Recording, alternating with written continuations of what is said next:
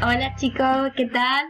Estoy de nuevo por aquí, por el canal, y en este caso, como ya habréis visto la propuesta, vengo a terminar el tema de la oratoria latina. Así que vamos allá, continuamos donde lo dejamos y vamos allá. Que estéis atentos, por favor, y que hagáis el esquema a la medida de lo posible para tenerlo todo al día. Venga, vamos allá. Bien, pues vamos allá, vamos a continuar por donde lo dejamos.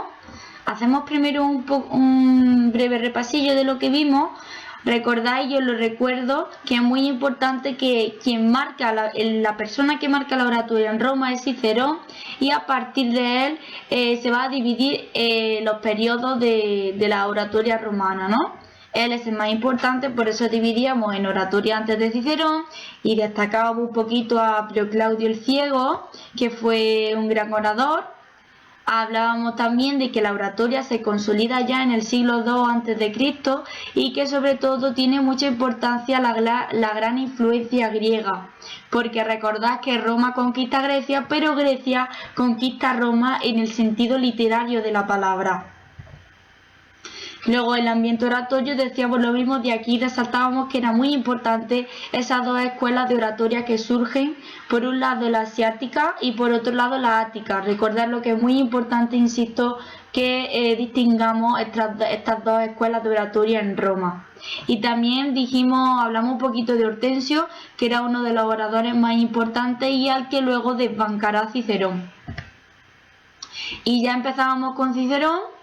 Y poco más. Decíamos que era de clase media, que fue muy importante para la conjugación, y bueno, al final nos centramos en lo más importante, y es que Cicerón tiene tres campos en los que basa su producción literaria, que son la oratoria, la filosofía y la epistolografía.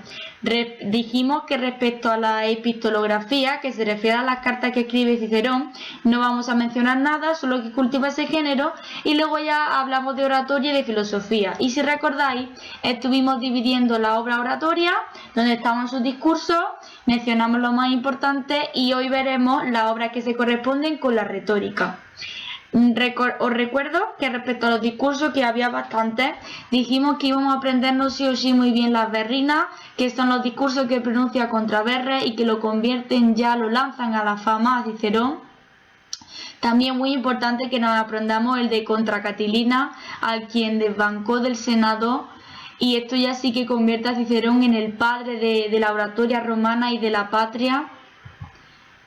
También muy importante las filípicas, que son esos discursos, esos 14 discursos que Cicerón pronuncia en honor, un poco haciendo honor, sí, a Demóstenes, siguiendo su línea.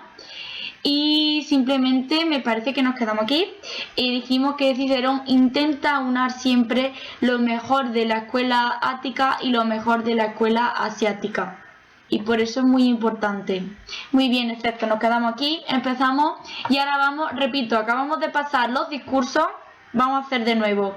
Cicerón se divide en su obra en obras de retórica, en obras de oratoria, que son los discursos que acabamos de pasar, y en obras de retórica, que son las que vamos a ver ahora.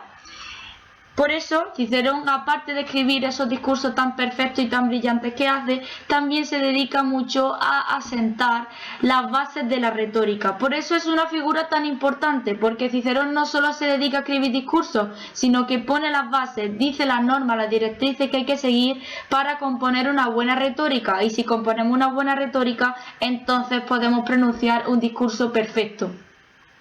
Él enseña a cómo se tiene que formar un orador, la teoría y la práctica, y también pues vemos en su obra pues ese arte de la palabra justa, su elegancia, la ironía, intenta siempre acabar sus frases con mucho ritmo y con mucha armonía. Y tres son las obras principales que tiene de retórica y muy importantes, y que hay que aprendérselas, chicos.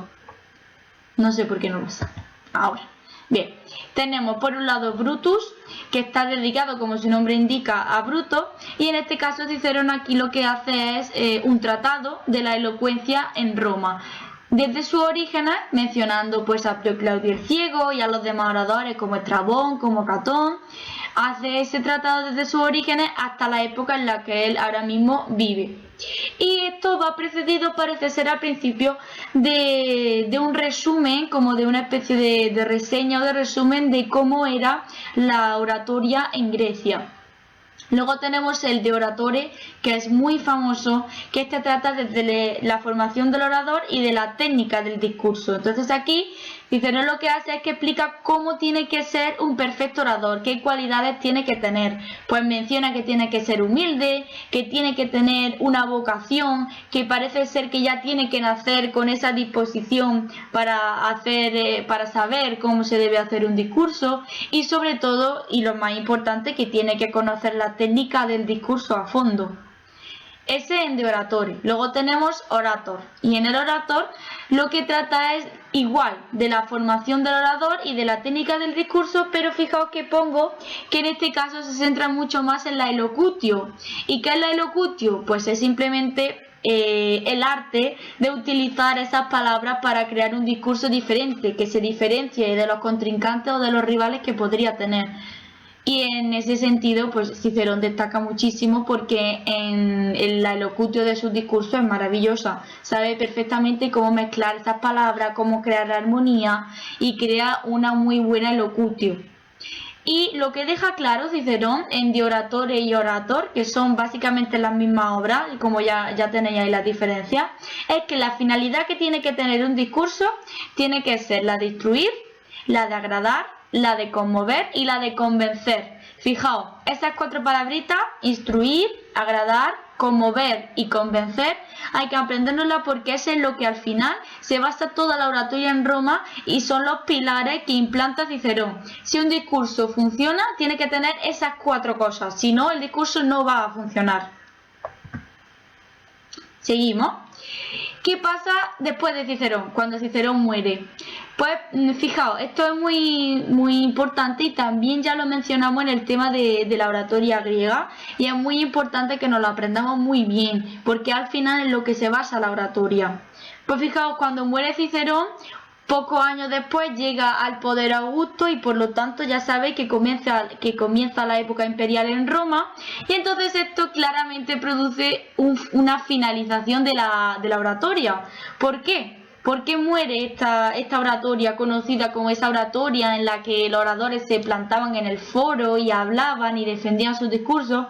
Pues simplemente porque cuando llega el imperio desaparece esa libertad política que hay en Roma. La libertad política que causaba la república durante el imperio no está, porque el poder supremo lo tiene el emperador. Por lo tanto, cuando el emperador asume todos esos poderes, la vida política que estamos diciendo del foro, que estaba creada y que era tan mágica y tan importante para las costumbres romanas, desaparece. Entonces, como bien pone ahí, que a mí me parece una frase muy bonita, la oratoria romana no puede respirar y se asfixia, porque no tiene libertad para hacerlo, no tiene la libertad que necesita para ser ese vehículo que conectaba al orador con su pueblo o al político con su pueblo, y entonces muere por asfixia sin remedio alguno, ¿no? Esa es una frase muy bonita, a mí me gusta mucho. Y luego, ya para terminar el tema, es muy importante que hablemos de un orador que intenta en su trayectoria de vida, intenta volver a retornar a ese clasicismo ciceroniano que se llama, intenta volver a lo que Cicerón predicaba, a esos discursos, a esas técnicas del discurso, a esa retórica, a esa oratoria, pero parece ser que no lo consigue mucho, aunque bueno, él lo intenta. Y fijaos que es paisano nuestro, porque nace en Calahorra y se llama Quintiliano. Pues Quintiliano nace ya en el siglo I después de Cristo y él intenta luchar contra ese estilo de la oratoria que se ha implantado ya, que son simples escuelas. Por cierto, no lo hemos dicho antes, vuelvo atrás un momento, aquí. Deciros que una vez que lo que estábamos diciendo, como la oratoria acaba y muere y no puede desarrollarse en el foro, lo que pasa es que se crean las escuelas de retórica, o luego simplemente se usa esa retórica para darla en clases, para usarlo como en manuales de gramática, y que sepáis que se crean escuelas. Es lo máximo que queda de la oratoria después de que llegue el imperio. Ahora sí. Por eso digo que Quintiliano, en este caso, intenta volver a retornar a esas bases o a esos pilares que implanta Cicerón. Pero bueno, ya os digo que no lo consigue, porque ya está muy asentada esa idea de la escuela. Pues Quintiliano escribe 12 libros y en esos 12 libros que se llaman Institutio Oratoria, lo que hace es que recoge toda la técnica oratoria desde la formación del orador, prácticamente desde que nace, desde su cuna, hasta que puede llegar a la cumbre de su carrera. Y va diciendo paso por paso, es como un manual, de hecho es un manual, es un tratado de retórica, en el que se cuenta cuáles son los pasos que una persona tiene que seguir desde que nace hasta que llega a la cumbre de su carrera para convertirse en un buen orador. Y lo planta de nuevo, insisto, en su obra que se llama Instituto de Oratoria y que está conservada íntegramente.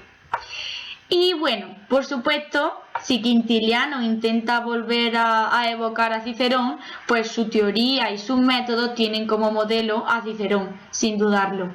Insiste mucho en que en las escuelas de retórica debe de darse mucha importancia a graduar los ejercicios escolares, porque parece ser que no tenía muy graduado pues si estos niños estaban en primero o estos niños estaban en segundo, y el Quintiliano sí quiere darle mucha importancia a eso, y que también que los temas estén inspirados en la realidad, que se deje a un lado la mitología, que era muy frecuente, o los temas históricos, y que se inspire muchísimo más en la realidad. Y bueno, en parte Quintiliano lucha por volver a Cicerón, al estilo ciceroniano. Y me parece, sí, ya está, poco más, hasta aquí el tema. Pues hasta aquí, ahora sí, el tema de la oratoria latina. Como ya os he informado en el correo, dijimos que también íbamos a subir fábula griega, pero claro, no me di cuenta de que el tema de la oratoria no estaba acabado por completo. Entonces, por eso creo que es mucho mejor hacer oratoria latina y acabarla esta semana simplemente, y la semana próxima hacemos fábula griega y fábula latina y terminaremos nuestra literatura, si Dios quiere. Y nada, que como siempre que veáis las clases bien, que cualquier duda ya sabéis que estoy en el correo, que traduzcáis mucho y que nos veremos el miércoles seguro o el jueves, no lo sé, en Zoom para corregir esa traducción, y que nada, que os mando un beso enorme y mucha fuerza y mucho ánimo.